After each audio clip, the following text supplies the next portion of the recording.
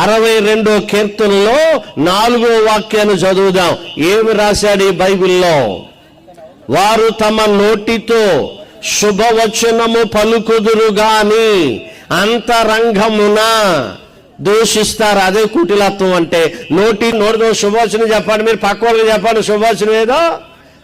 God bless you, దేవుడు నిన్ను దీవించును గాక, ప్రైజ్ ది లార్డ్, వందనాలండి, బాగున్నారా పాదురి గారు, బాబా తిమోతి గారు బాగున్నావా, టీవీలో వాక్యం చెప్తున్నావట, చాలా దూరం వెళ్తున్నావట, మన నెల్లూరు దాకా వెళ్ళావట, నాగార్జున సాగర్ దాకా వెళ్ళావట, నీ వాల్ పోస్టులు చూసిన వాళ్ళు అందరూ చెప్పుకుంటున్నారు, బాబా అబ్బా దేవుడిని నేను ఎంత బాగా దీవించాడు నాయన అన్నాడు.